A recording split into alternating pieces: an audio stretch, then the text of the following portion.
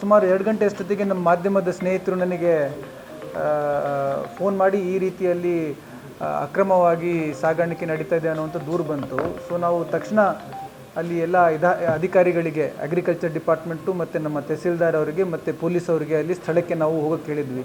So ತುರ್ತಾಗಿ ಅವರು ಸ್ಪಂದನೆ ಕೊಟ್ಟು ಅಲ್ಲಿ ಹೋಗಿದ್ದರು. ಅಲ್ಲಿ ಹೋದಂಥ ಸಂದರ್ಭದಲ್ಲಿ ಒಂದು ಖಾಸಗಿ ಒಂದು ವೇರ್ಹೌಸಲ್ಲಿ ಅಲ್ಲಿ ಯೂರಿಯಾ ಗೊಬ್ಬರದ ಚೀಲಗಳು 1000ಕ್ಕಿಂತ ಹೆಚ್ಚು ಚೀಲಗಳು ಕಂಡುಬಂತು.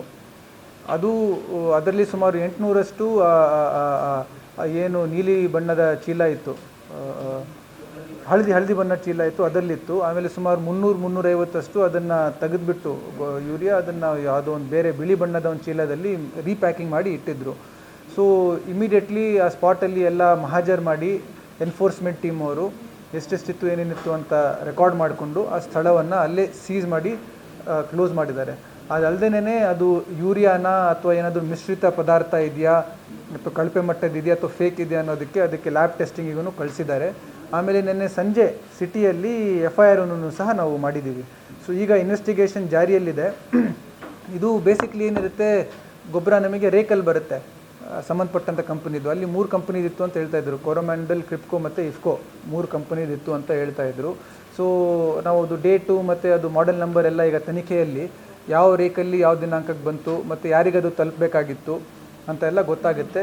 ಸೊ ಅದೆಲ್ಲ ವಿಚಾರಣೆ ಮಾಡಿದಾಗ ಎಲ್ಲಿ ಹೋಗಬೇಕಾಗಿತ್ತು, ಯಾರು ಮಧ್ಯವರ್ತಿಗಳು, ಯಾರಿಲ್ಲಿ ತೊಗೊಂಡು ಬಂದರು, ಯಾವ ರೀತಿಯಲ್ಲಿ ನಡೀತಾ ಇತ್ತು, ಅಥವಾ ಇದು ಆ್ಯಕ್ಚುಯಲ್ ಯೂರಿಯಾನ ಅಥವಾ ಬೇರೆಯೇ ಏನಾದರೂ ಪದಾರ್ಥ, ಅದನ್ನು ಮಿಶ್ರಿತ ಪದಾರ್ಥ ಇದೆಯಾ, ಅದೆಲ್ಲ ಇನ್ವೆಸ್ಟಿಗೇಷನಲ್ಲಿ ಗೊತ್ತಾಗುತ್ತೆ. ಒಟ್ಟಾರೆ ಒಂದೇನು ಹೇಳಕ್ಕೆ ಬಯಸ್ತೀನಿ, ಇದನ್ನು 100ಕ್ಕೆ 100 ಯಾರು ಇದರಲ್ಲಿ ಇನ್ವಾಲ್ವ್ ಆಗಿದ್ದಾರೆ, ನಾವು ಇದನ್ನು ಬುಡಕ್ಕೆ ಹೋಗ್ಬಿಟ್ಟು we will take strong action against such kind of people. So ಅವ್ರದ್ದು ಹೆಚ್ಚಿನ ಜವಾಬ್ದಾರಿ ಇರುತ್ತೆ. So we are going to take action on that only first. So ಯಾರ್ದು ವೇರ್ ಹೌಸ್ ಇತ್ತು, ಈಗ ನಮಗೆ that is the first point of contact. So ನಾವು ಅವ್ರ ಮೇಲೇನೂ ಕ್ರಮ ತಗೊಳ್ತೀವಿ. Then will going to the details, because that is only one tip of the iceberg. ಅದು ಏನು ಕಣ್ಣಿಗೆ ಕಾಣಿಸ್ತಾ ಇದೆ, ಬಟ್ ಅದಕ್ಕೆ ಯಾರ್ಯಾರು ಸಪ್ಲೈ ಚೈನಲ್ಲಿ ಇರ್ತಾರೆ ಅವ್ರಿಗೆ ಇದಕ್ಕೆಲ್ಲ ನಾವು ಐಡೆಂಟಿಫೈ ಮಾಡಿ ವಿ ವಿಲ್ ಟೇಕ್ ಆ್ಯಕ್ಷನ್. ಹೌದು. ಸೊ ಈಗ ಇನ್ವೆಸ್ಟಿಗೇಷನ್ ಮಾಡಿದಂಥ ಸಂದರ್ಭದಲ್ಲಿ ಇದಕ್ಕೆ ಇನ್ನೇನು ಬೇರೆ ಏನಿದೆ, ಇದೇನಾದರೂ ಜಾಲ ಇದೆ ಅಂತೆಲ್ಲ ಗೊತ್ತಾಗುತ್ತೆ. So it's all still premature. So we will take action, strong action. ಮಾನ್ಯ ಜಿಲ್ಲಾ ಉಸ್ತುವಾರಿ ಮಂತ್ರಿಗಳೂ ಸಹ ನಿನ್ನೆ ಒಂದು ಇದಕ್ಕೆ ಪ್ರೆಸ್ ನೋಟನ್ನು ರಿಲೀಸ್ ಮಾಡಿ ಇದ್ರ ಬಗ್ಗೆ ಸ್ಟ್ರಿಕ್ಟಾಗಿ ಆ್ಯಕ್ಷನ್ ತೊಗೊಳ್ಬೇಕು ಅಂತ ಎಲ್ಲ ಸಂಬಂಧಪಟ್ಟ ಅಂಥ ಅಧಿಕಾರಿಗಳಿಗೂ ಕಟ್ಟುನಿಟ್ಟು ಸೂಚನೆ ನಿನ್ನೆ ಕೊಟ್ಟಿದ್ದಾರೆ.